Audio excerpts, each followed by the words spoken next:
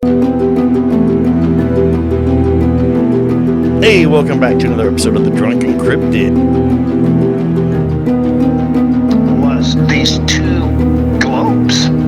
I don't know how to describe them. And I stood up there and looked at them, and it's like, I just couldn't hold it anymore, and I was like, oh my gosh, I was a chupacabra. I was so excited. They were referring to Bigfoot. There are voices in the darkness. The reason why the show is called Drunken Cryptid.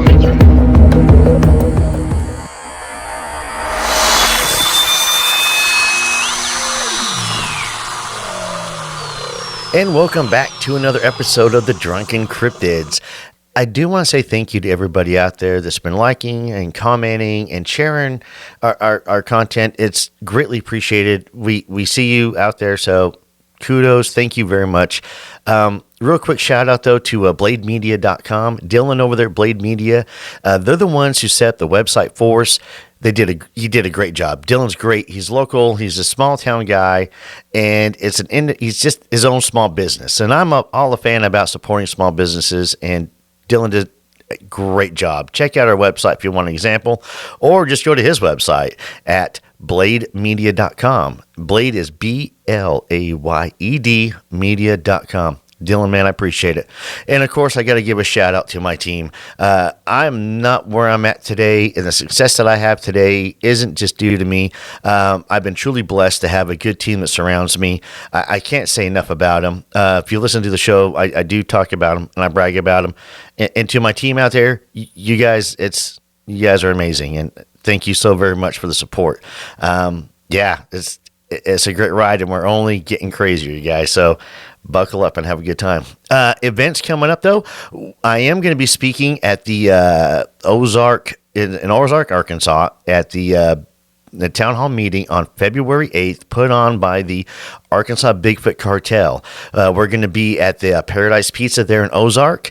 It's going to be a great show. I'm going to be there. Well, for the town hall meeting, I'm going to be there. Todd Neese is going to be there. Again, the Arkansas Bigfoot Cartel is putting it on. There will be expeditions going on that weekend as well, so you'll have a chance to partake. There's a campground right there by there. If you need more information, feel free to email us. If you want to camp out and go on an expedition, go ahead, do that. We'll get you taken care of. We get all the information you need. Also, the big news is that we are going to do a live show on April 5th with the Cryptids of the Corn guys from Ohio. They're coming here to Arkansas. We're going to be at the Old Bart's at Diamond Bear Brewery here in North Little Rock. It's going to be a great time. It's on April 5th. It's going to be from 5 p.m. until 9 p.m. We're going to have the full menu there at Old Bart's. You can get a Drunken Cryptid cheeseburger. You want to try it, I promise. We're going to do a show. They're doing a show. It's a meet and greet as well. You get a chance to ask us questions. Doing the episode, you'll be able to ask questions as well, so you'll be able to be on the show possibly, which will be a lot of fun. Come out, hang out with us. It's kid-friendly, so bring the kids. We're all going to be there. My team's going to be there. Justin and Jay are going to be there from the Crypts of Corn. And there might be some other podcasters coming through as well to hang out. So you never know who's going to be there. I do have a special guest coming, and you definitely want to get a chance to meet and greet him. I can promise you that. Other than that, that's what we have for the rest of the year. Other expeditions I will be going on later on as the year goes, and once we get more dates solidified and everything, I'll keep you guys up to date on. But again, I do want to say thank you so very much for sharing everything and liking us and following us. I know the intros can go kind of long, so I'll cut it short here in a second. But just remember, we do have a Patreon as well. The Patreon does help us out. That's how we keep this thing going. I do love the show. There's other episodes on there. There's 3 different tiers. The links are posted below if you want to go ahead and become a Patreon member. You get a chance to visit with us more, doing Discord, stuff like that. We'll have a lot of fun. You might even get a chance to hang out at the tavern, but you'll definitely get a chance to go on some expeditions with us if you're close by. If not, if we're in an area and you're there, you're going to get a chance to do it. Again, thank you to the team. Thank you to everybody liking and sharing us. However, if you've had an encounter, and it doesn't matter, you may think it may be nothing, you may think it may be something, email us, drunkencryptids@gmail.com. shoot us an email. We'll go over it. We'll reach out to you, talk to you. We get you on the show. The more content we get out there, the more people that are going to listen to the show, the more people we can reach, and your story may help somebody out. I love hearing that this person's episode helped them out with this issue or made them feel better about what they had gone through. So you have no idea that your encounter may actually help somebody out. Just saying. And to the fans out there, you guys have been loyal all the way through from day one. I appreciate you. I see it. I enjoy seeing you guys at the events. I do. Eli, shout out to you right there, buddy. I just want to say thanks again. It was a pleasure meeting with you and talking with you. You and me are going to talk some more off air about some of your encounters and such. And the same thing, if you guys have had an encounter and you don't want to go on the air, email it to us. We'll talk about it. We'll do an episode based upon your encounter. We'll just kick around some ideas, kind of like a roundtable thing. There will be some more roundtable discussions coming up. I can promise you that with some other podcasters. We have that in the works. There'll be some more meet and greets in the area as well. We just had a great one recently. It was a lot of fun.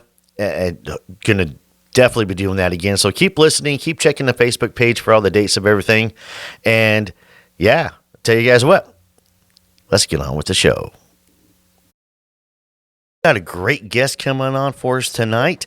And I happened to meet her 2 weeks ago to Podcast Time Travel at the meet and greet at the Censored Monkey. Speaking of which, I am going to be back. We're going to be doing, this time it's going to be a little different setup.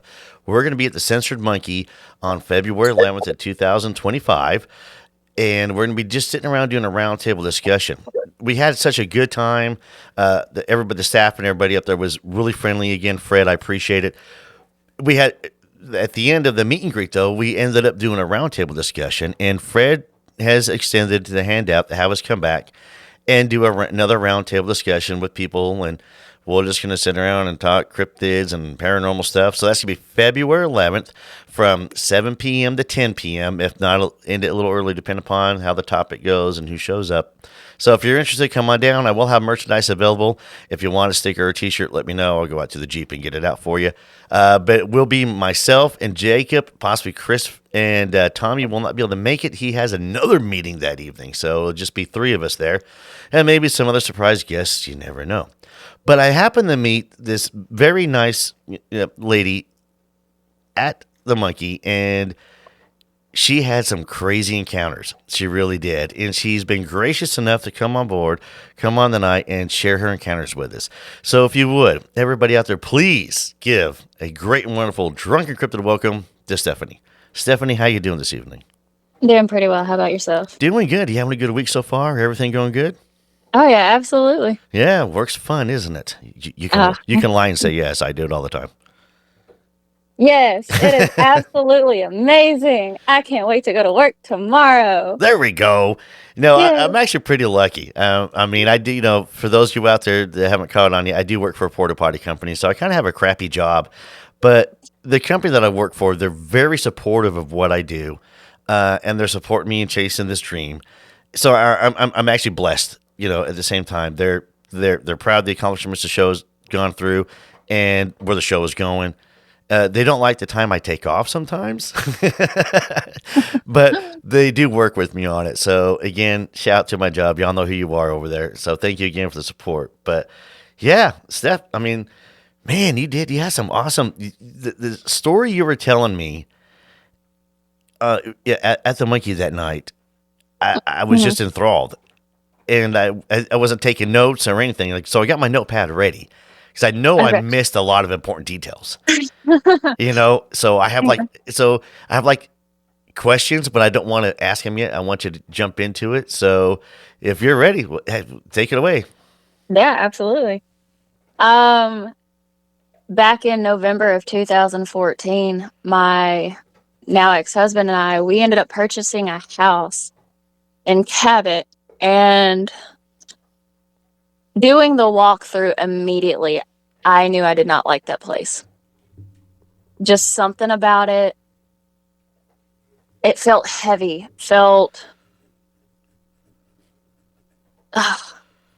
Like I can describe it, but it's so indescribable. kind of oppressing to where it's when you go into a space and you turn the light on, but it still doesn't light the room up. It still feels dark. Bleak. Yeah. Yes, it was bleak. It felt lifeless. It felt dull, just empty. That was the first impression that I ended up getting from this house, was just no matter how much work it would take, that house would never feel like a home. And I remember doing the walkthrough, and I found myself sitting in a corner, and it was just kind of like one of those, I can't do this. I don't want this place. Just something about it. It never clicked. It never gave me that fulfillment of enjoyment. And when we signed the papers, it felt more like taking on a burden than anything. Survivable. And then when we got in there, within 2 months, everything changed. Everything. My emotional standpoint, my depression became severe. Absolutely severe. My ex-husband's did a complete 180 as well. And I don't even remember who we were before ever going into that house. It changed so fast. Like, I didn't even recognize him by month 2. I lost sight of who I was at month 2. And I even told him, I don't like this house, just something about it. I want out. I want to go back to the apartment. Let's start all over. Let's re-pick up. But unfortunately, with the amount of money that was invested, we couldn't get out. And like, even the way he spoke to me changed. The name calling, it wasn't him. Before we moved into that house, we both smiled, we both laughed, we both giggled, we were both full of life. And then we just got drained immediately. And as I've described to several people, friends, family, they want to sit back and, oh, you know, it was stress, it was this, it was that, y'all were young. I still pinpoint that house. I do. I still pinpoint that house. Because even after the divorce and I got out, my life has gotten so much better away from that house. Anytime I would go visit somebody else, I felt relief.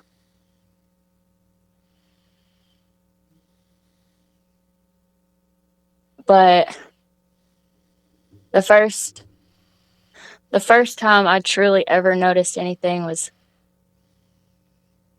wrong with that house was when I could not walk into a room in broad daylight. I would stop at the door and I would have to turn around. Or when I would have to put something in that room, I would immediately go in there and run out.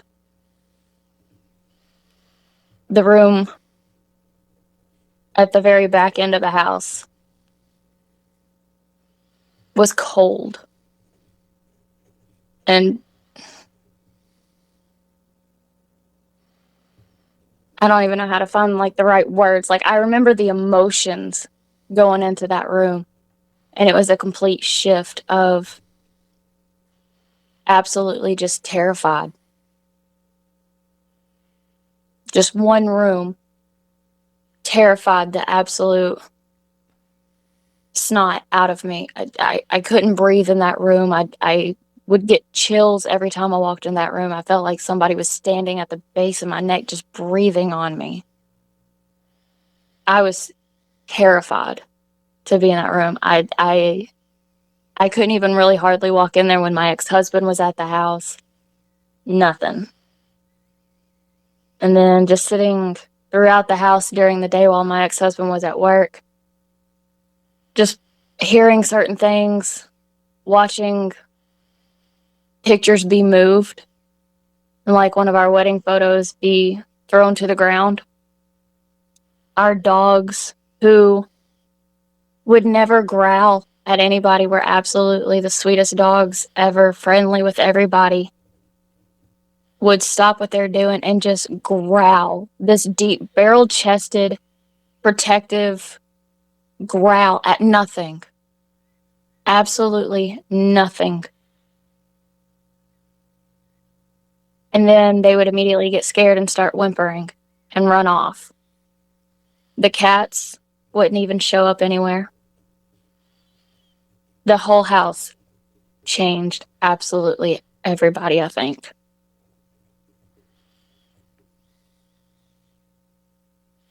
It's kind of crazy about the pets acting that way.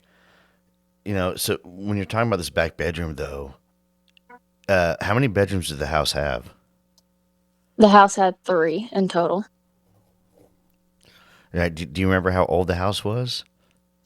It was built in 1991 or 92. Okay, so a fairly recent home still. Mm-hmm. Okay, so no history. You didn't know anything history of the house or anything like that?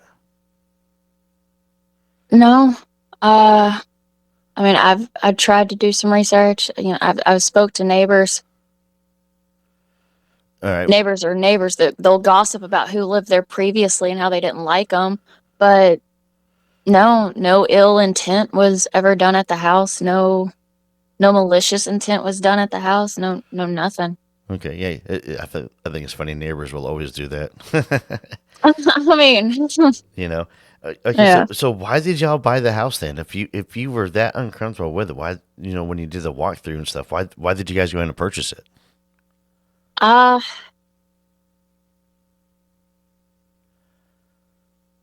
Honestly, I have no answer. Me and my ex-husband, we got together. I had my own apartment, and I was perfectly fine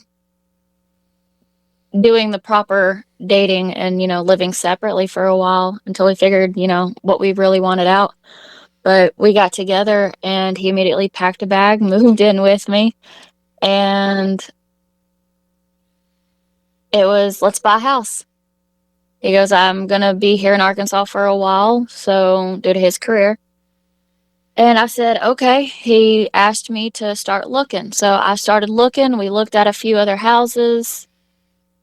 And what's the ironic thing about it is the very first house that we looked at was the one absolutely like right next to it. And walked into that house, nothing. It felt fine. I liked it. It was cool. And then the continue of the search, because, we kind of had talked about a future, but it wasn't really so much my future that I was 100% concerned about, because he was a good man, and I always figured that, if things didn't work out with me, then at least he'll have enough room for somebody else and he can start a family with her. But ultimately, my apartment was taken care of behind my back, and in order for me not to be homeless, it was more of a shove for me to be in that house. Okay, so it came down to just wanting to move into that house then. Didn't really have a choice, is what it sounds like. Yeah, I really didn't have much of a choice. No, it was go back to my car again, basically. Yeah, well, let's not move in with him. So let's not do the car thingy. no, that was not fun the first round. Okay, so if you can, try and give me a little bit of like you said. So it was the back room that just gave you the heebie-jeebies. Absolutely, I don't terrified know why. me. I don't know why I like the word heebie-jeebies, but I do. So I use it too. Yeah. So what did you guys store in that room? Little knickknacks, just kind of the random stuff that we didn't really know where to put. And when we had gotten married, we had talked about having kids, and I've always had this idea that the way I'm going to become a mother would be definitely planned. So I went out and I started buying, baby stuff, of essential clothes, socks, beanies, stuff like that. And it kind of became one of the preparational baby room. And then when I found out I was infertile. The baby stuff got taken out and more junk just filled it. So it kind of became more of a junk room. It was kind of more of like my art studio / my library kind of thing for a while. I like the library idea. I'm not gonna lie. I would love to have like a library in my house.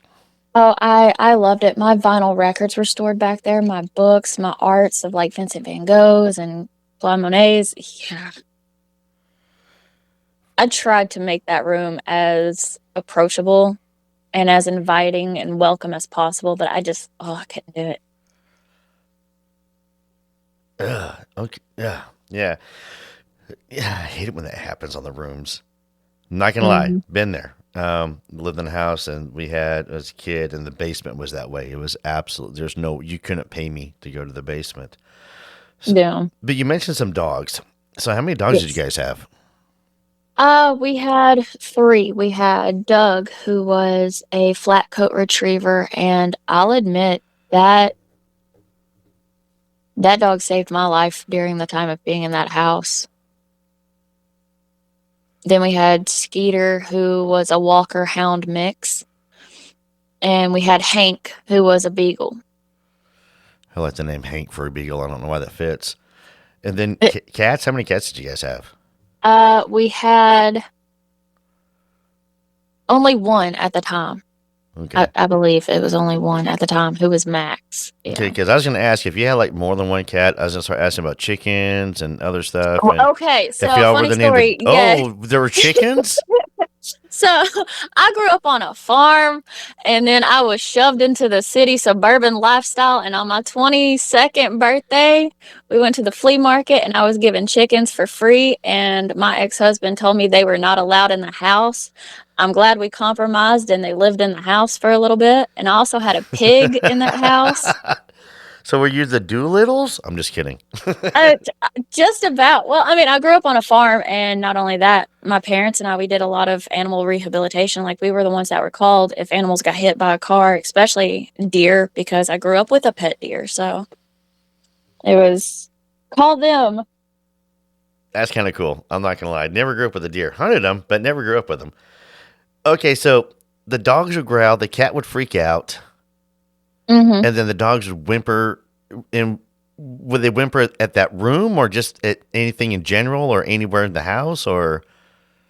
One instance that I can absolutely remember fresh, like it happened yesterday. I was sitting there watching TV, and in the corner of the way that our living room was positioned at that time, Hank,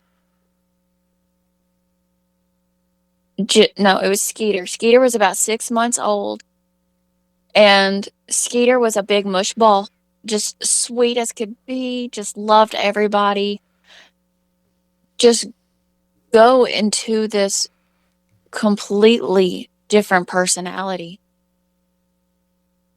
His hair was standing up on the back of his neck. His chest was bowed. He was like he was ready to go to war. And I was sitting there and I was like, "Hey, Skeeter, Bubba, come on. Like, there's nothing there. Come on, Bubba." Nothing could break his gaze. Nothing could break his gaze until a sound from the hallway, like, popped off. And then Doug got off the couch. And that's when the wedding photo of me and my ex-husband that was sitting on the top of the bookcase landed on the floor. And me being me, I've seen enough horror movies. I grabbed my phone. I put the dogs in the backyard. I walked on the front porch, and I called my ex-husband. I said, "Hey, you need to get home now. Something's weird." I left everything as was. And then when he got home, I sat outside for about 2.5 hours waiting on him. I could not walk back into that house. And then when we actually got into the house, we had this deer antler cross thing that we had found at a flea market. And it was sitting on the ground. Now, I'll admit, I can't hang anything straight. And he was in charge of doing the hanging of everything. So we knew it was going to stay on the wall properly and be hung up straight, everything. There is no reason as to why this cross should have been on the floor. Absolutely none. There's no reason for a bookcase that was completely steady on a concrete foundation to have just been knocked off.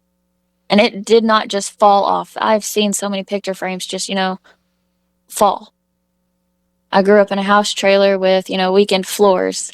And once that floor starts bouncing, you know what certain things look like after a while. But this was a concrete foundation. The bookcase was steady. Again, he built it, not me. There was no reason whatsoever for those two things to fall. And the cross that we actually ended up getting was a part of our wedding decorations. And he came in, he tried to, well, you know what, maybe it was just this, maybe it was just that. And I'm sitting there going, no, like, I watched it. I'm not crazy. I know what I saw. And that was kind of the end of that day. But like Skeeter's whole personality, like he wouldn't come around us for a little bit after that. Like he stayed hidden in the bedroom, and you could always tell when something's about to kick off in that house because the dogs would immediately go to the bedroom. Max, my cat at the time, absolutely the most precious thing in the world, became aggressive that day towards me, which he had never done. It was like he woke up from a dead sleep and had, like, I don't know, just that cat was not that cat that day. Like you could just tell it in his eyes, like his beautiful green eyes were just, it wasn't my cat. And my dogs were not my dogs that day either. It took about 2 to 3 days for them to finally get back to what was normal for them.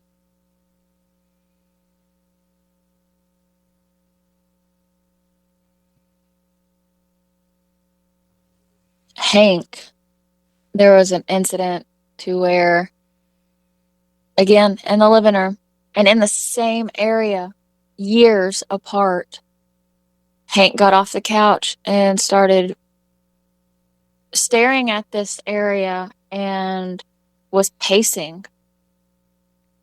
And again, Hank was Hank. Hank had his own personality.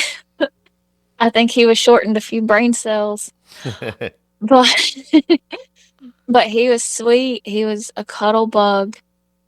And that day, again, like I watched another dog's personality just completely change. And when I went to go, break him from what was going on, I went to go, lightly pop him on the butt, like, hey, Bubba, come here. He turned around and snapped at me. In which none of these animals beforehand had ever shown any sort of aggression. And one thing that was always so weird was, like, when they would get hung up on something, my ex-husband could walk up and go, hey, and they'd kind of just like snap out of it. Or if he'd go to touch them, it was like, oh, okay. But at any point in time, and I was home, I was a stay-at-home wife. I was there with these animals all day. I knew their personality like the back of my hand. If they ran off, I could hear their bark. Like I knew them. They were my children. And when they would just get in this not themselves mode, it was like I became the china cabinet for the bull. It was so weird. I've never had an animal turn on me like that. And then even after that, again, 2 to 3 days for Hank to even just become normal.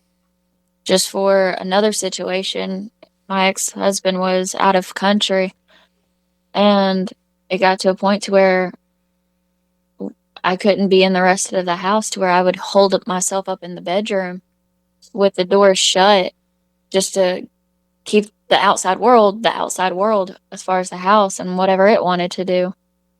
And this dog jumped off the bed and would stand there at our bedroom door, and you could hear like light footsteps with almost like a hum, like in pain. I don't really know how to describe that because it was.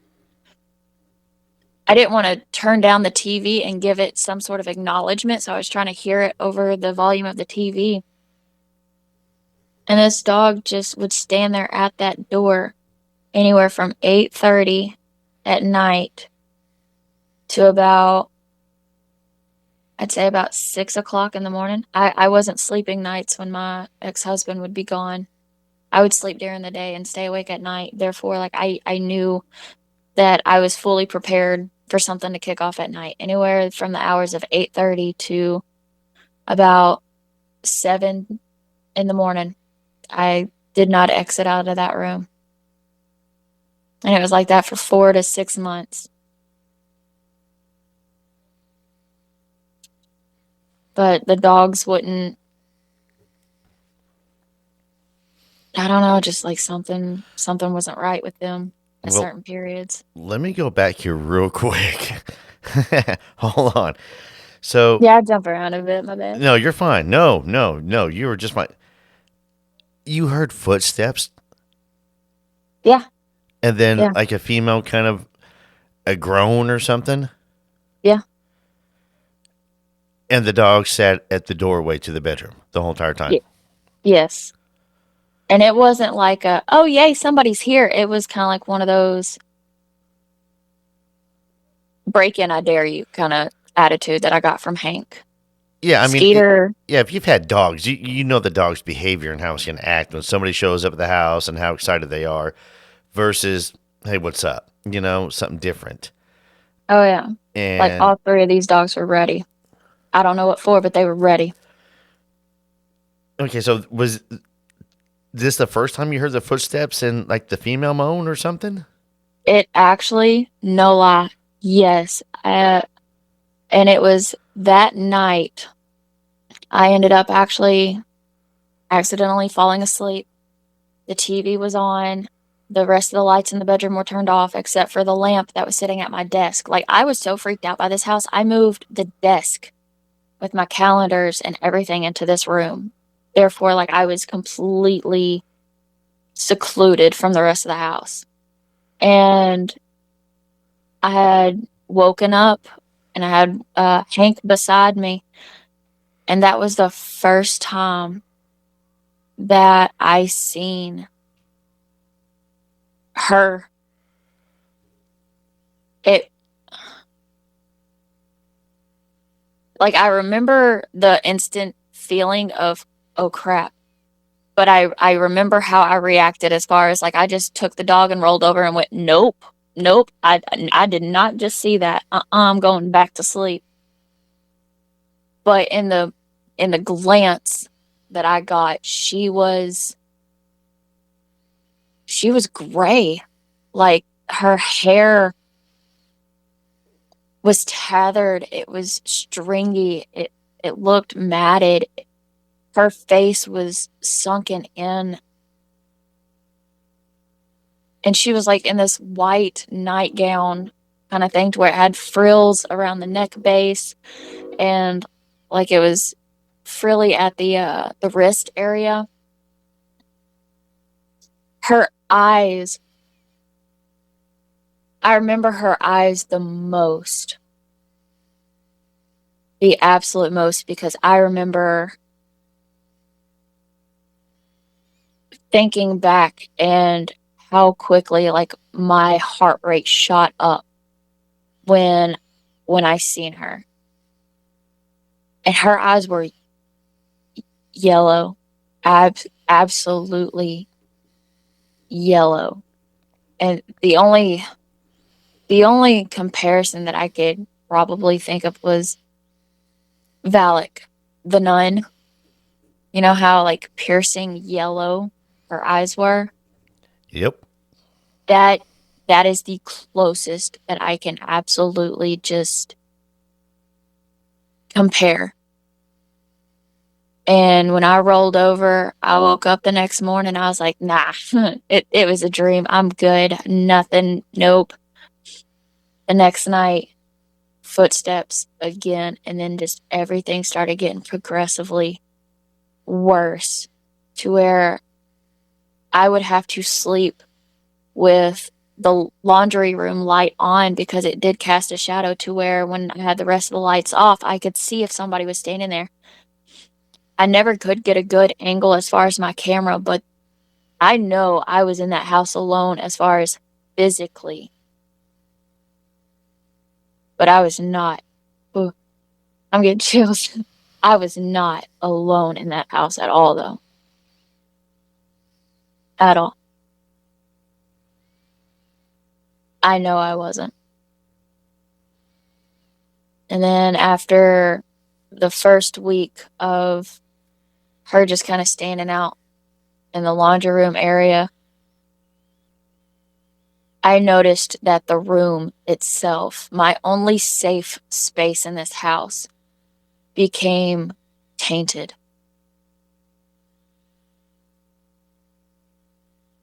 I could not stay at that house at all. My depression escalated. The thoughts of ending myself became my number one priority. Like everything in me switched and it started spiraling terribly to when my ex-husband would come back. We could be laying in bed and I would be scared to go to sleep, and he liked sleeping with the door open. I couldn't. And I remember so many times just seeing her stand there at the doorway. Like just that cast of silhouette. And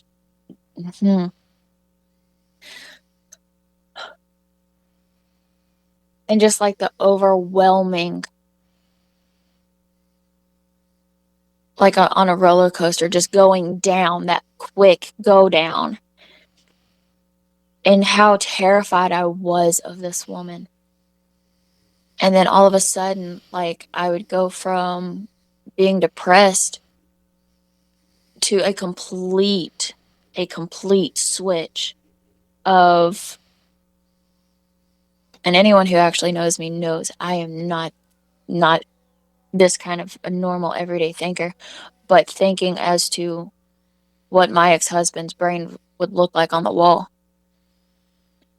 Like, I had so many vivid images, and it was like I was actually watching myself do it. But in the image, it was not me at all. To where it was the controlling thought of, I have to get rid of him. And like, it saddens me to think of, my brain went to that. But it wasn't me. Like, I know it wasn't me. I know it wasn't. And like during the day, everything would be, semi-fine, semi-kosher. It was tough, but it was survivable. And as soon as he would come home,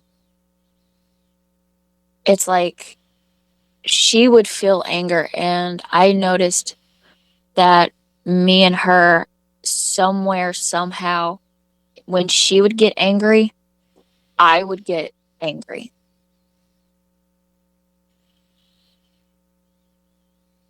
To where I hated everybody. I wanted everybody out of my space. I didn't want to be around nobody. And I had, in all honesty, thought that she had attached herself to me because of the situation that I was in, as far as my depression, my lowness in life. And I think she took advantage of that.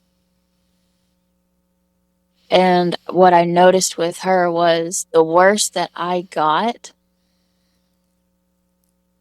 almost like she started to shift from like this gray, tattered, worn down old lady to me becoming like the life was sucked out of me. like everybody could tell I had lost my color. My hair color started to fade naturally. Just I I was not me. I aged bad to where she was like going back in time. Like she became more youthful. Her hair was brunette and it was weird. Like she would have like this almost like Victorian style black gown. You could hear her heels walk. She moved more briskly versus slowly. Her eyes went from yellow to like a black though. It I don't understand like what was going on at all throughout the duration of that house. And I lived there from November 2014 to May 11th of 2024. So for 10 years almost, my life was absolute, just down the drain.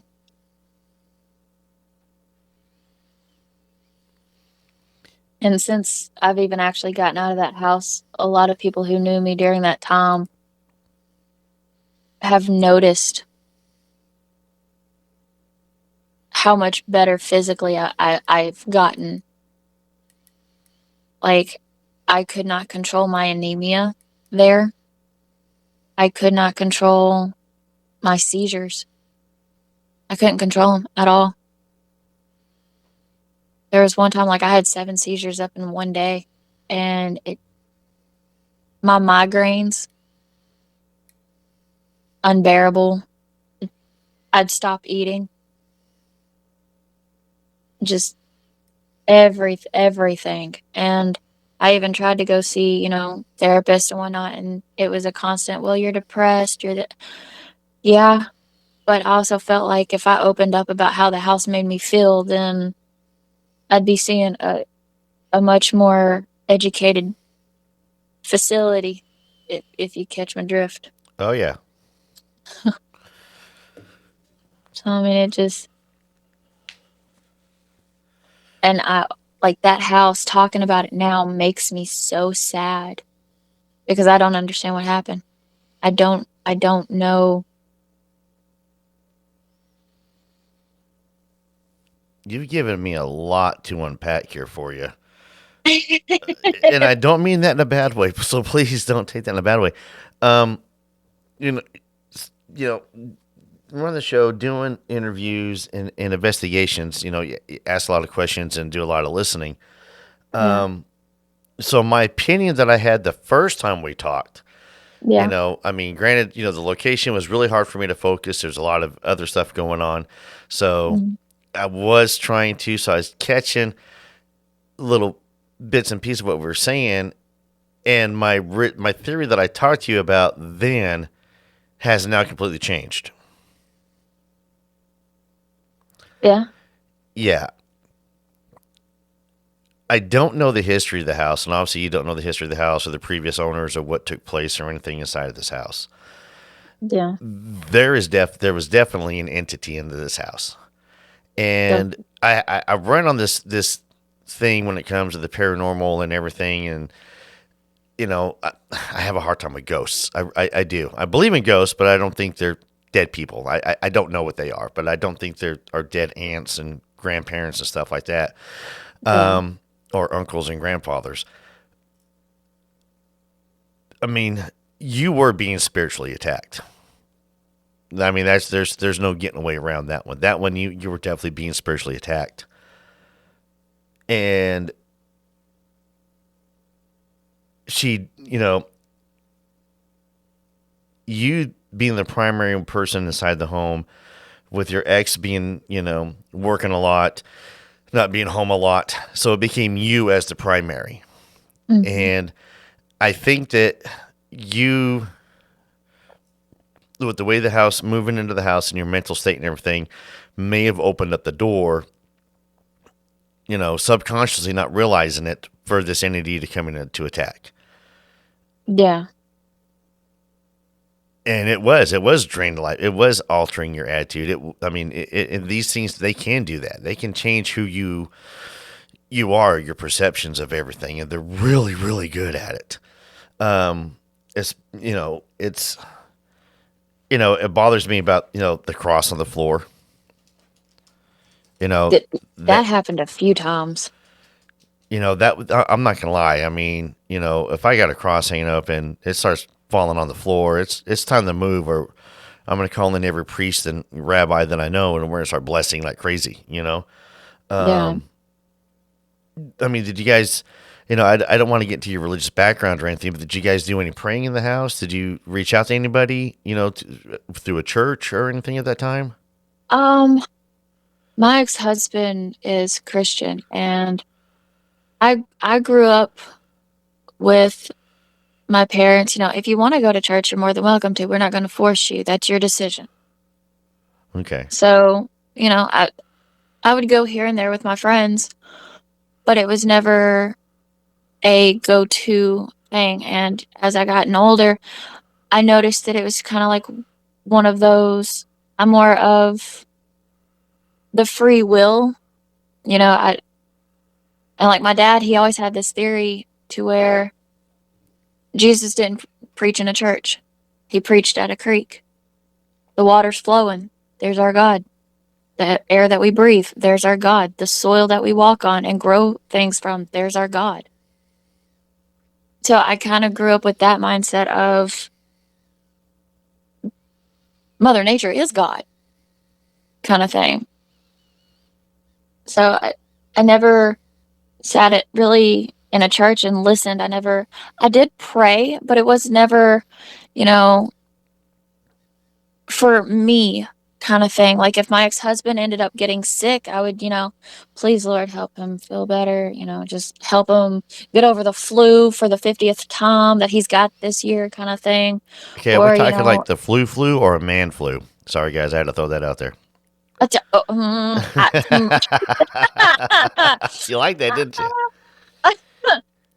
Yeah. He was squishy. Anytime he ended up sick, he was squishy.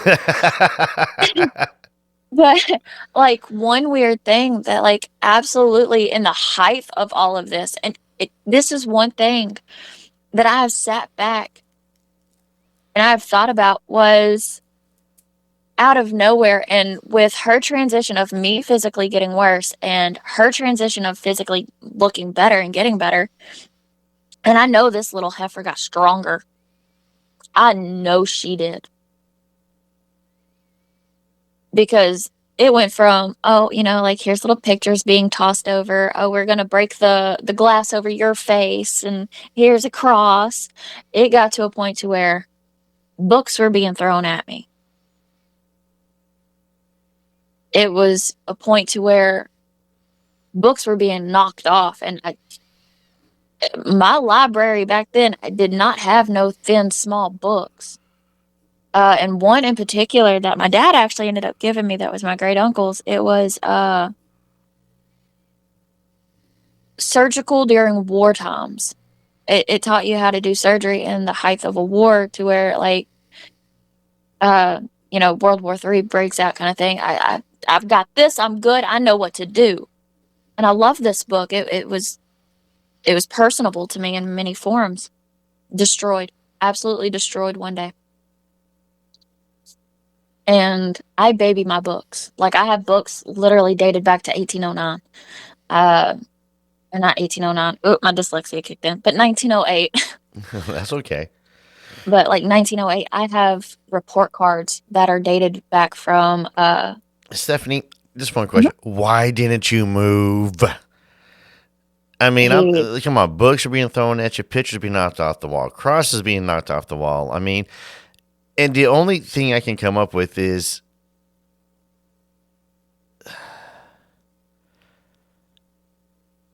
why didn't you move? Did that thought ever cross your mind to move maybe or anything like that? It occurred to my mind every single day. Every single day.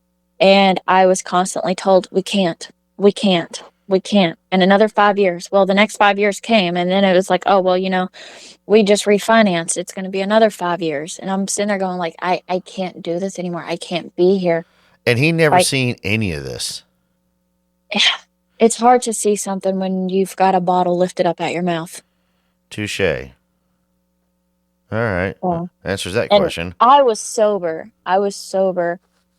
But I know during that time, like my parents and him, like they just looked at me like you're kind of going bonkers. And the thing is, like, it got to a point to where I felt so crazy that I started to self-harm again just to keep myself normalized and grounded. Yeah, you were spiritually attacked. I mean, this thing has like succubus written on it. It's got vampire written on it. It's got a whole bunch of entities written all over it. And, okay, so I'm going to fast forward everything real quick. So when you left the house, you haven't seen it since, correct?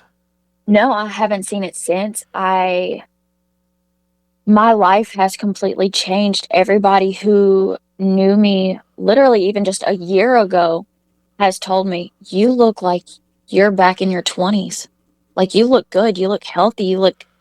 Your color's back. Your cheeks are fuller. Your eyes are more hazel. Because while I was living there, I can't tell you how many times I would like take off my glasses, and one person in particular, she looked at me, she goes, that's not your eyes. I know your eyes. Those are not your eyes. My eyes are hazel. All right, so here's the next. So questions. I have a lot of questions about the leaving of the house. Mhm. So when you left the house, I'm assuming you took your stuff with you as well, correct? Oh yeah, I dipped out. It Okay, took me like 3 days to get everything. Okay, so you got everything out, Mhm. and this thing did not follow you. Nothing since you've been away from it. No, I have like no existence of depression now. Must be tied into the house or something. My anxiety. Because it didn't start until you moved into the house. It didn't follow you into the house. So my only concern is that when you left the house, of it possibly following you, you know what I mean, and going with you. A lot of times, these entities can do that. Oh yeah. It's been reported that that's what they can do. So, Mhm. and I'm happy you got out. I'm happy you're doing so much better, I told physically and my mentally. ex-husband. Oh yeah, I told my ex-husband that that house was going to be the death of me. Like, I knew it in my core.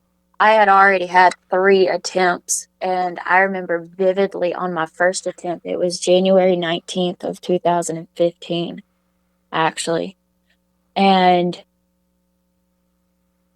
I made the decision that, you know what, oh my gosh, maybe I messed up. Maybe I don't want to do this. And like fear took over. And out of nowhere, it was like this bright high beam of a light. And I shot my head back up, and it was like I'd never taken the pills at all. And then things started, the house went chaotic, and I got just mentally beaten back down to where it was like, okay, as again, like, this house is going to kill me. I want out. Like, by year 3, I wanted out of my marriage. I wanted out of the house. I had no will to exist anymore. None. So I tried again. And I remember on that one, and I was home alone. I was completely home alone. That I was shaken awake on that one. And I remember getting up, and I was so mad that it didn't work. And as again, it's like I woke up like it never happened again, or like it didn't happen at all. Like, I know the amount that I took in that handful. I shouldn't be here today. I don't know if somebody was protecting me, or that house was just like, no, I'm not done with you yet. Come back. I think something was protecting you, to be honest with you, because the vibe that I'm getting off of this from this entity is this is what it was doing. It was driving to the point to do this, especially with the self-harming, the attempts that you made, and and I do feel as though the God was right there trying to keep you, you know what I mean, safe Mhm. through all this stuff. And it's The only time that I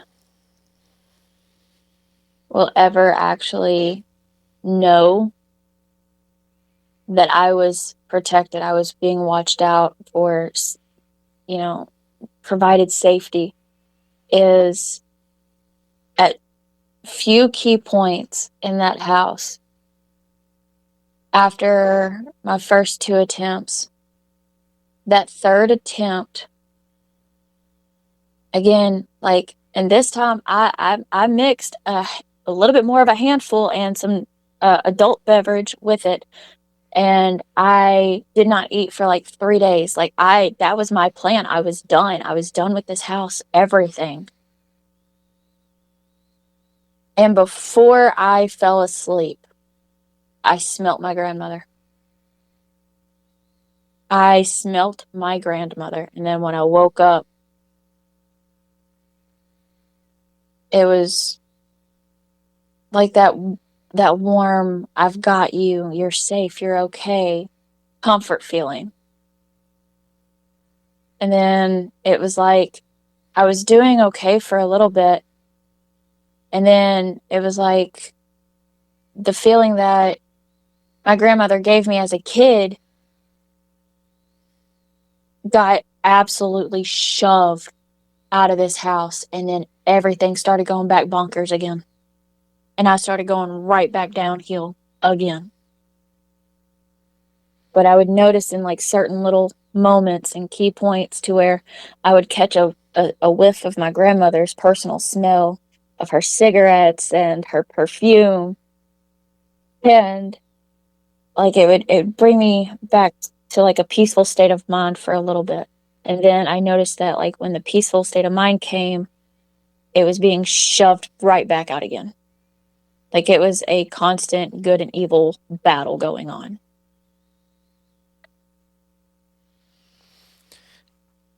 it was fighting to take your spirit, life, essence, soul.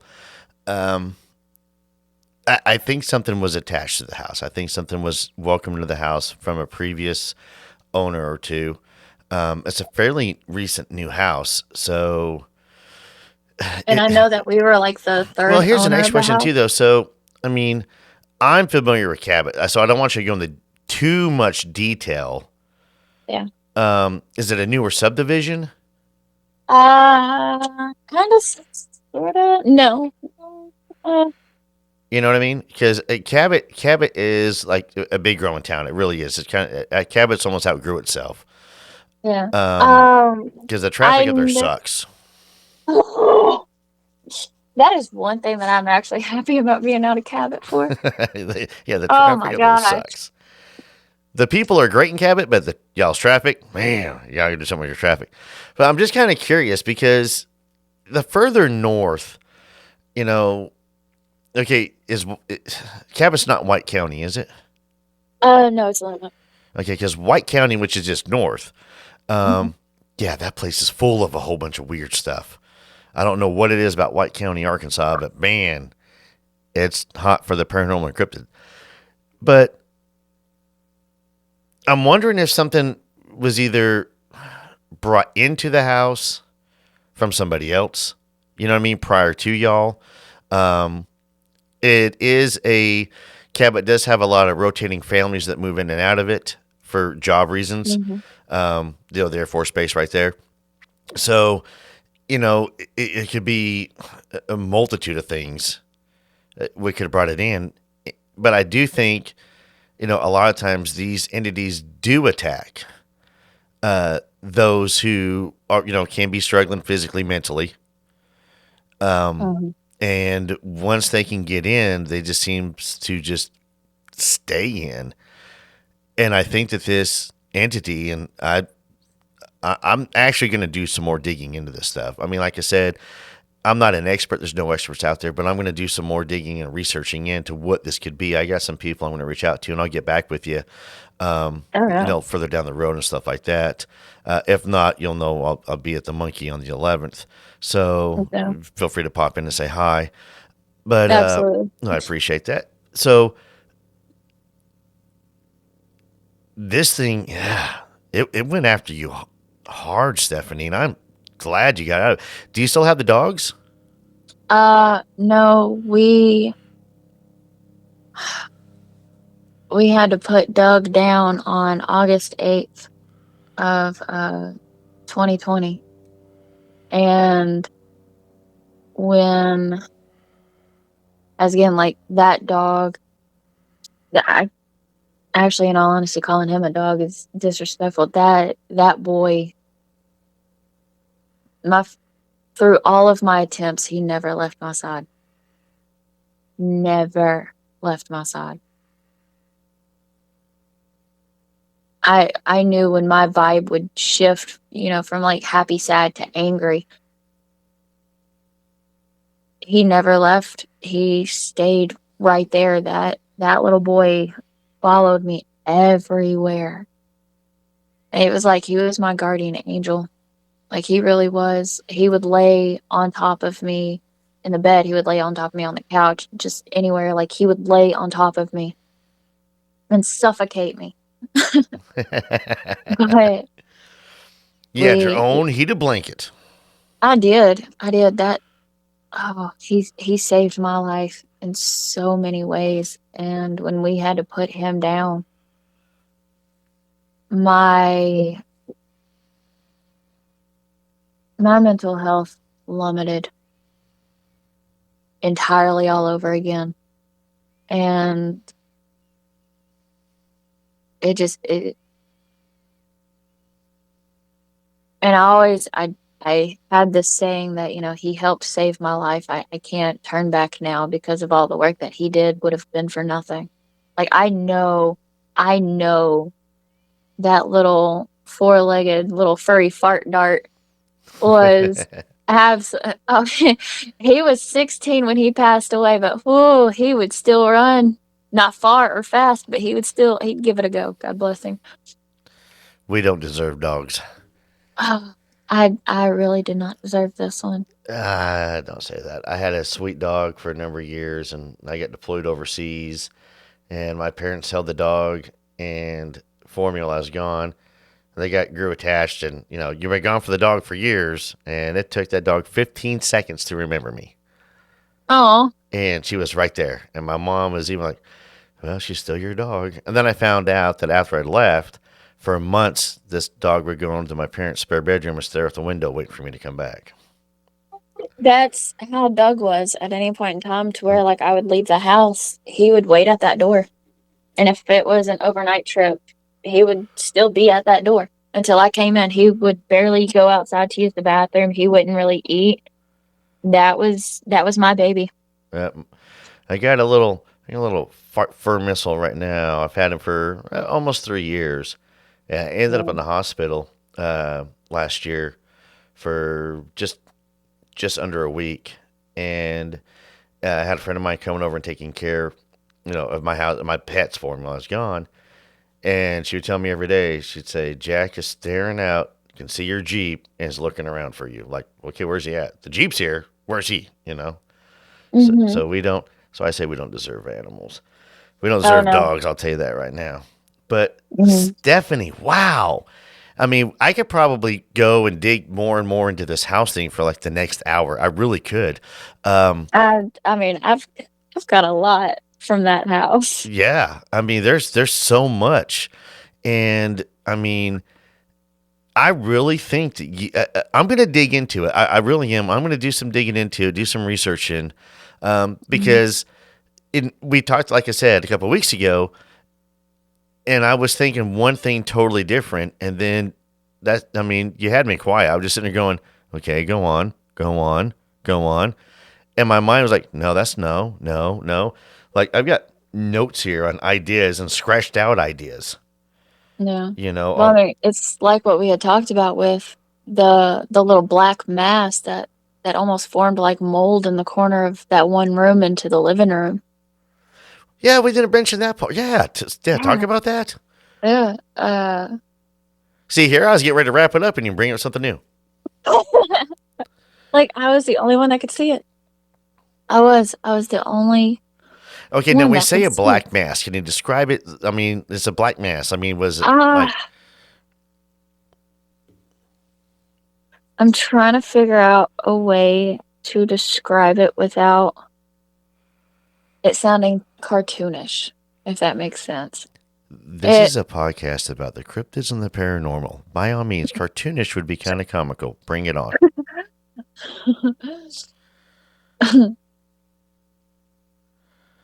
it almost felt like the house was eating itself. Like it looked burnt, but almost still like a somewhat form of life was still coming out of it. And I remember the first time that I seen it, it was small. It was about like the size of my hand. I thought it was just water damage. And it wasn't as dark as it had grown to be. And I remember going into the back room one day. I had to be in there for some reason. And the room shook me to my core when I seen in the same corner that led to the living room a black spot. And I had taken my ex-husband. I was like, we need to get this fixed. Like, oh my gosh. And he was, get what fixed? The spot. Like, we already know that there's one area of water damage. Doesn't look that bad. It's not as dark. You know, we need to get this fixed. And he's sitting there going, what watermark? What stain? And I realized at that moment that I was the only one that could see it. Now, what room was this in? The room that scared the bejesus out of me, that I hated walking into. Okay, so was it on an outside corner or an inside corner? You know what I'm talking about? It's like it was part of the. I mean, the corner was like under the side of the wall was outside. It Does that was mean an outside wall where in between windows, and that's why I had originally thought, hey, maybe the gutter system's messing up and leaking back. We need to get this checked out. right? But I was the only one that seen it. And how big was it? It started off about the size of my hand, which just kind of like one of those things. And I knew if I could see it, then obviously the man of the house could. And maybe he's already got this whole plan that he hadn't talked to me about conjured up on how to get it fixed. Yeah. But over a period of time, and it happened in such a fast rate to where it grew. What if that's where it was coming into the house from? And because the attack it had been attacking you, there's we always talk about the veil, right? There's a veil between our world and our world. So what if that was where it was coming in at?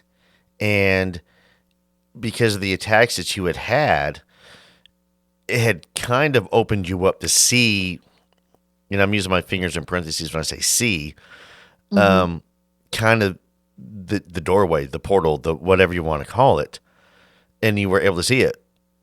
And that's how you were, you know what I mean? Yeah. It's where nobody else could.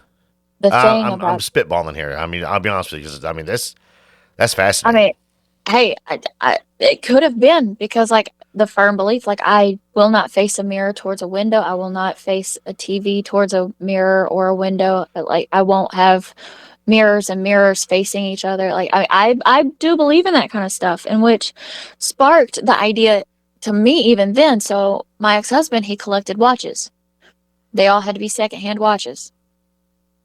So I'd walk around with 2-3 at a time, going to each and every corner of that house. And I kid you not, I could stand at the center part of the wall, and the second hand would be moving just fine. I'd go to like specific corners of the house. The second hand would slow or completely stop. So I was like, okay, this is in a corner of the house. Don't tell him this. But I did actually take one of those. Luckily, it was one of the cheaper ones, and I was able to replace it.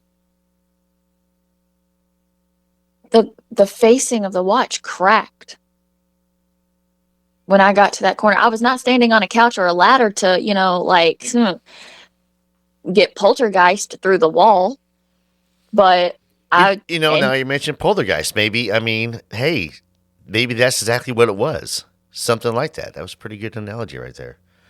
I'm a horror movie buff. I had to throw that one in there. I was about to say, so being a horror movie buff and having all these things happen in the house, should so I get so my thought process, the reason why you didn't leave the house, in all honesty, was because it's like, and I'm only going to lightly touch on it. So this episode's not about mental health. It's not about abuse. It's not about that. But people who have been in deeply abusive relationships don't leave. And facts. Even before my ex-husband, I can confess to that. I never left any of them. They don't leave. No. And, and it's always, after they're gone, after it's, finally ended, to where they do leave or they do get out. And you ask them, why didn't you get out? Why didn't you leave? And the same answer, a lot of times, a lot of people are like going, I didn't know. It's, you felt trapped. You felt like like almost a deserving it. And it's horrible to say, but when people go in and talk about some of these hauntings and they've lived there forever, and you're like, why didn't you get out? Why didn't you move? You hear one, financially couldn't afford it, and that happens a lot. There's still people in houses right now going through what you're dealing with, and they can't leave because it will financially cripple them. Oh yeah. And and they're trying to figure out, what do we do? My thought process is, man, I don't know what happened, insurance adjuster, but all of a sudden it just started sparking in the lights and it went up in flames. I don't know where the gasoline can came from. Oh yeah.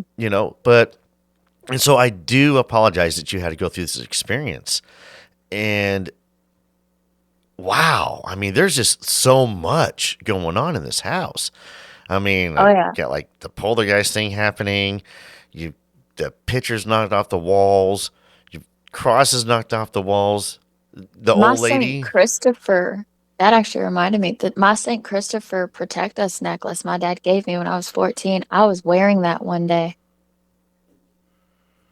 I fell asleep in the living room at about 3:42 because I remember I woke up to where it was like my necklace was like choking me. Like it was being pulled to the side. Like was trying to take it off. Yes. And I don't really wear necklaces, but when I do wear crosses. I do wear like my St. Christopher, or I'll wear my crystals. Those are about the only necklaces I wear. And it was the first or second time that I wore it. Fell asleep in the living room. And the chain, like I had a red mark on my neck for almost a week. That's crazy. Like it scared me. There were times to where my aunt, I kid you not, my aunt, sweet as a button, she came over and I didn't know who else to talk to at the time. And we were sitting there talking about the house and, the vivid dreams, the feelings, the this, the that. And she walks into the house. Her personality changes from the front porch to walking into that house. I make mental note of it. I'm hypervigilant anyways. I make note of it, but I don't bring it up. Throughout the rest of the evening, we're talking. I'm explaining the house to her. I get dinner cooked. We're sitting there eating dinner. Mid-conversation, both of us freeze. And you can hear the dress dragging the ground with the heels, but it was walking towards the back bedroom. So me and her doing the the white girl horror movie stuff. We had to go investigate. Because finally I wasn't alone. Like, I knew somebody heard it.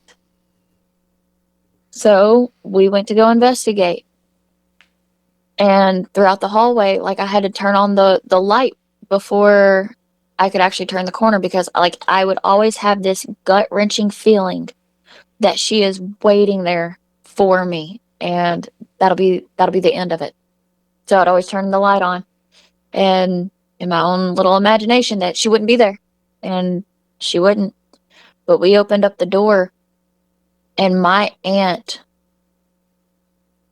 as again, sweet as a button of a woman, looked at me as if she was ready to just murder me.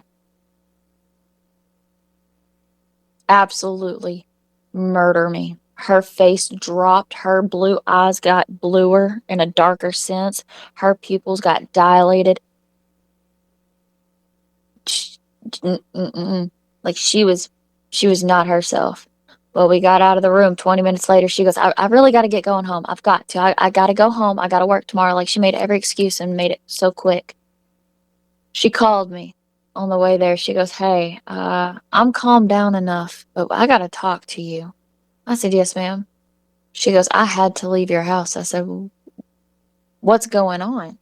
Like, what did I do? She goes, it's not you. She goes, baby, that house. And I was like, so, okay, I'm not going crazy. She goes, no, like, everything that you talked about, she goes, I felt. I said, so it, like, about that back room, she goes, I hated you.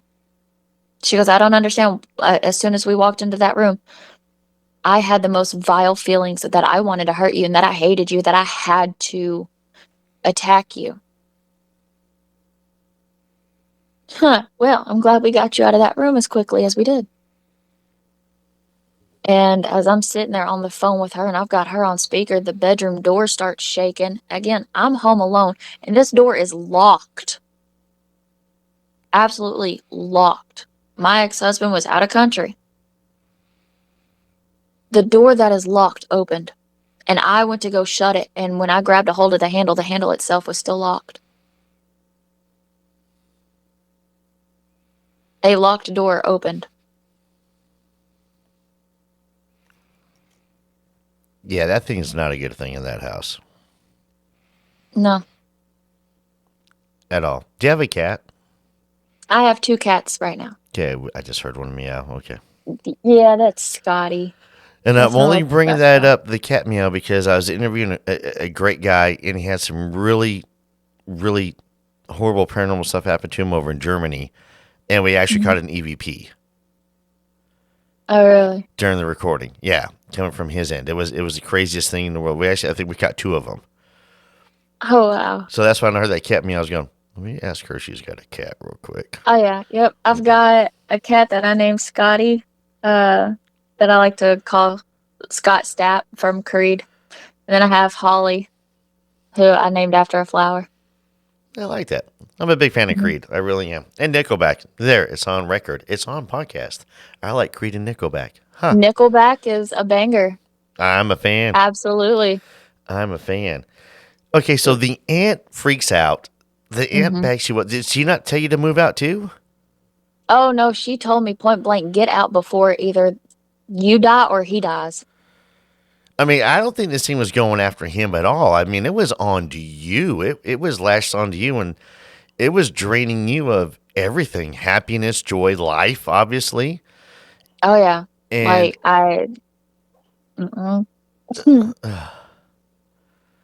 That house, I was ready to burn it. Like, I would tell him point blank, I want to burn this house. I want to burn it.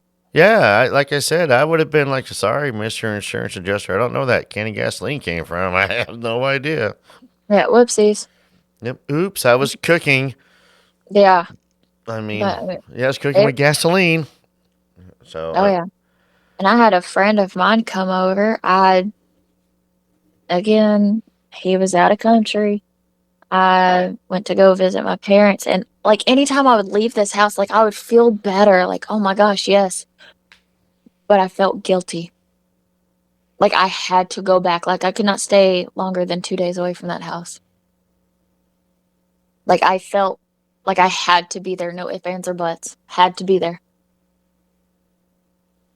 But I got back, and I had a buddy of mine watch the house, and I said, hey, thank you for making sure that, like, all the windows are locked and everything is, did you go through them every day? He goes, yeah. And I never made mention of this house. He goes, but that back room, and I perked up. I said, what about it? He goes, I don't like it. He goes, I went in there to lock the window. He goes, and just, man, that room feels so much weirder than the house. He goes, it's colder. I said, yeah. I said, how'd the room make you feel other than just cold? He goes, man, kind of angry. I was like, okay. I said, finally somebody else other than me and my aunt feel it.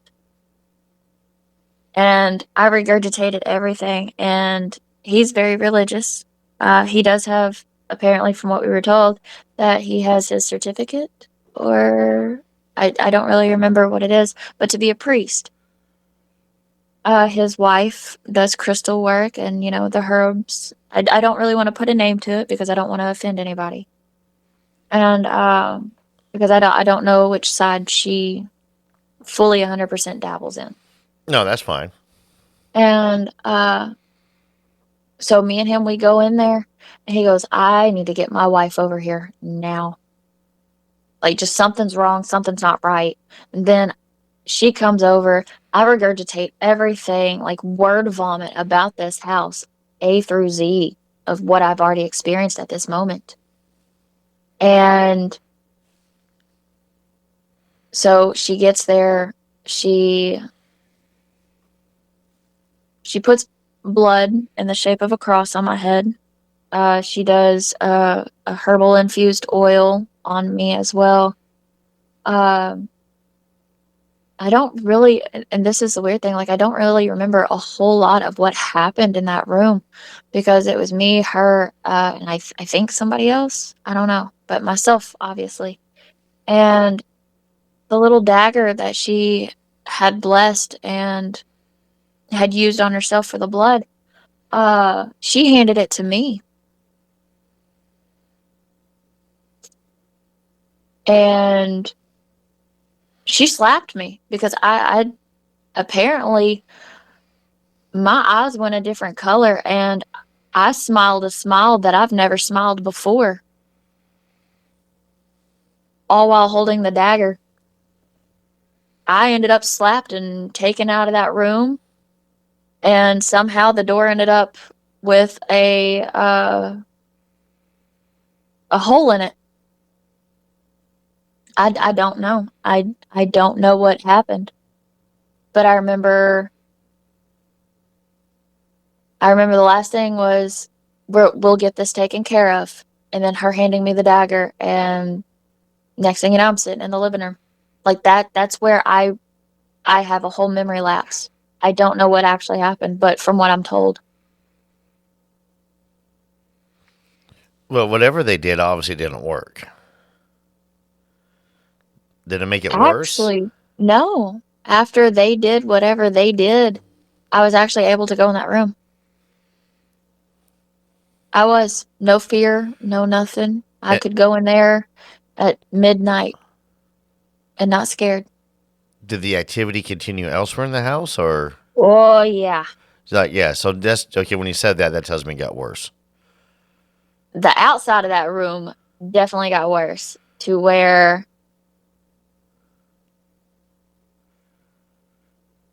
I got scared again for my own well-being. Like, I would sit there and say I was cutting chicken.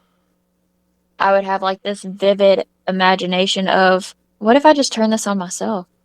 Like, just whoosh, straight through the chest. I'd be good. I'd be fine. And then, like, I would have to put down the knife and walk away. Just like, oh, wait, that wasn't me. That wasn't me. I have intrusive thoughts, but that one wasn't me. Or, like, I would just, like, my dogs. As again, they're my kids. Like, I grew so angry after that room got cleared, is when the amount of anger that I have, whew, that I embodied to the point to where I wanted to harm the dogs.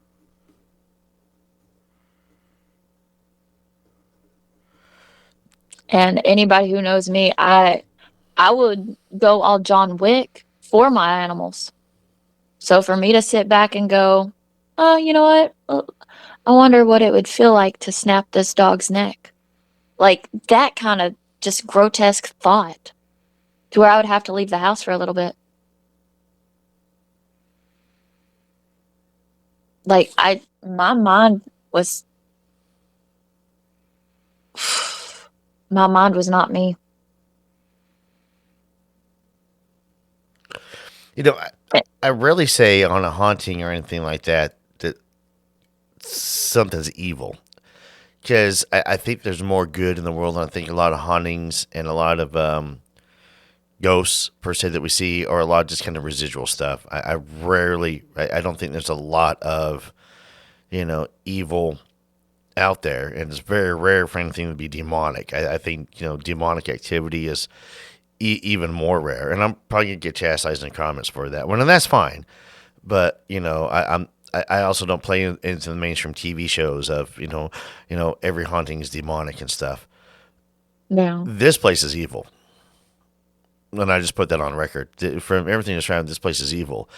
I do have a quick question, though. So, Okay, so when they did the cleansing and the black spot that was in the room, did it go away after they did the cleansing in that room? Yeah, actually it did. So the black spot went away and everything? All right. So, Yeah. Okay, so I was kind of curious about that. I Yeah, mean, what it did and what it did not do. like the house felt fresh. And for the first time, it felt so inviting. And I thought, like, hey, okay, cool, great, finally. It lasted all of 2 days, 3 days at most.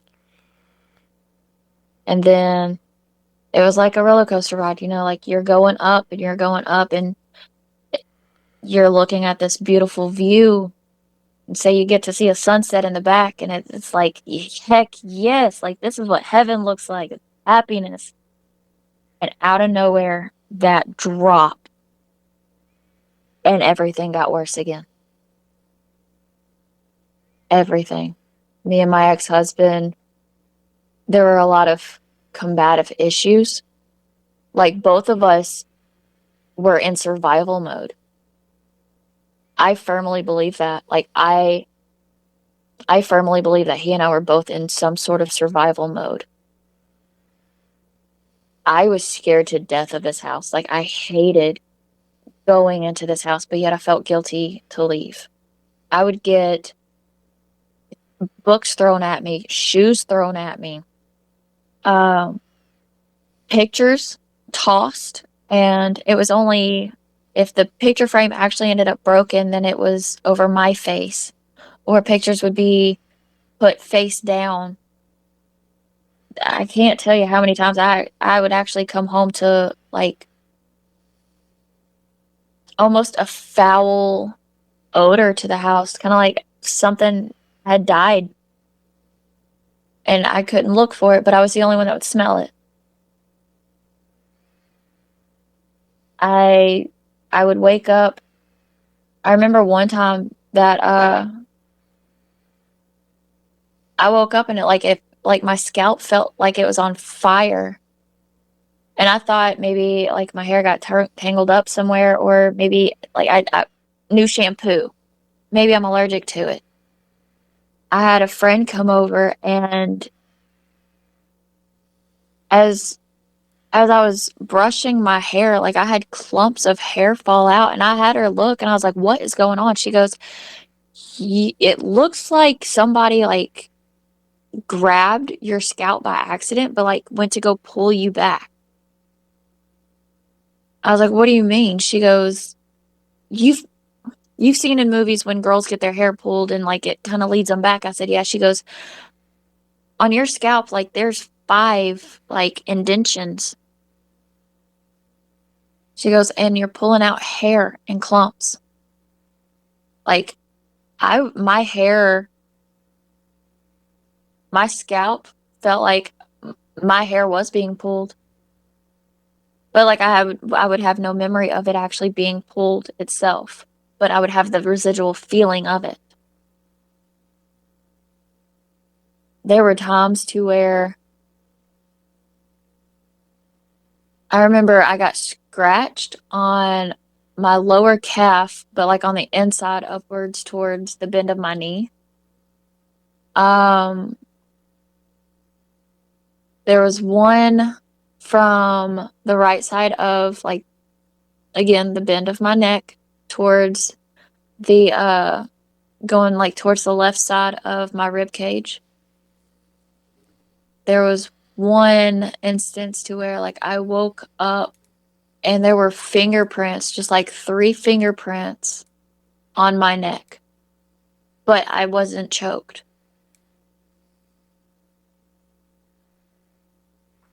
I don't So remember weird. physically being scratched.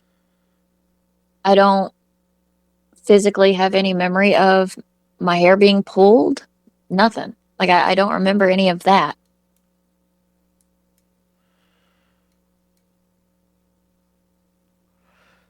There was Man. a lot of weird stuff at this house. And a lot of it, in all honesty, that it's the first time that I'm actually stating now.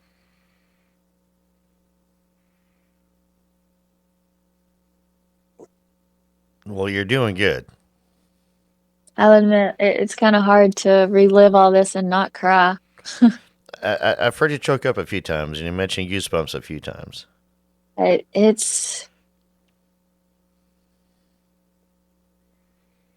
scared me. It really did. Like, when we found out I couldn't get pregnant, or I could get pregnant, but under the circumstances of certain health conditions, it would be kind of one of those, he would have to choose between me or the baby as to who's going to live or die. We would end up pregnant, and we would lose them. Like, as quickly as they came, we would lose them.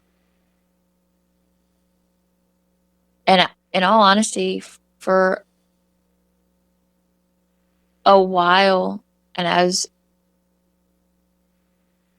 sad and as bad of a person that this may make me seem, while in that house, I'm glad I did not have a child in that house, because I don't think I could have been able to protect them. Not from me, not from that house, not what that house was making me. I mean, postpartum depression was already a big fear, but that house and causing what it had before a child was even there,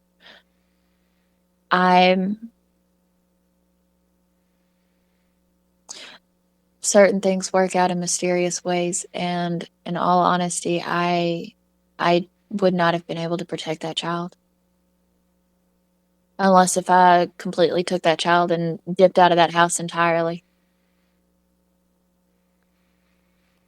Well, that makes a lot of sense, and that doesn't make you a bad person. You got to remember what you were going through on the side of that house, and the attack that you were dealing with. And you were attacked, and I'll be honest with you, Stephanie, you were attacked for 10 years. Yeah. And that weighs a lot on your psyche, and you're doing much better now, though, right? Oh, absolutely. Like, Yeah, 'cause I don't who want the I audience was. freaking out like, oh my gosh, is this poor lady okay? Yeah, no, like, I'm fine. It's who I was 2 years ago is not who I am today. Who I was even a year ago before I got out of that house. Like, again, like, the not wanting to be here is subsided. Like, I'm genuinely happy. I'm alive. I'm breathing. I'm experiencing. I'm growing as a person. I'm developing better with myself. I'm building relationships with myself and with other people. I'm not living in hell. I'm absolutely, like, I'm free. And, like the night that me and you met, it was, hey, how are you? 2 years ago, no, I would have been probably not even in that location, but I would have looked like death. Well, I'm going to go back to the night you met me. hmm It seemed like you had the courage worked up. I can see that part. And hmm you kind of beeline straight to, I think you talked to somebody first, I think. I can't remember who it was you talked to first. It might have been Tommy or Jacob. Or Tommy. And then it was, and you were like, you had to get it out. Is like forced to get it out. And I remember listening, and something was telling me that to shut up, I'll let you talk. And because I remember, do you want to record? You went, no, let's just talk, and we did. And then when you were done, you went, yeah, we'll do an episode. I'm gonna go back to my friends, and you quickly walked away. And and my first thought was, I hope she's okay. Oh yeah. So, and like I said, I met some really good people that night as well. Everybody that I met was really awesome. I didn't meet one bad person there. Oh yeah, that's my family above really almost anything in the world. Like if I'm not at work, I'm usually there. Well, it's a good thing to have a good little family like that. So, and that's something important. And I do got to bring it in for Lanny because we're going on an hour and a half on the show, but I do want you to be proud of yourself for one, finally getting the steps and the courage to get out, Oh yeah. and to get away from it. And now, this is your time. This is Stephanie's time, and this is time for her to heal. Mentally, physically, spiritually, which is important as well. You got to make sure you fill that spiritual reserves up with some good, positive, energies.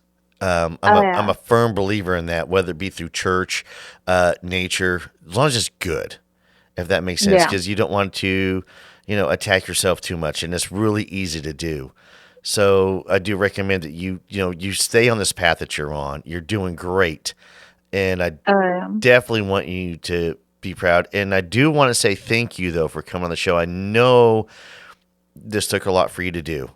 And to share the story, and hopefully there's somebody out there who may be going through the same thing you're going through right now, and you hopefully are giving them just a little bit of hope.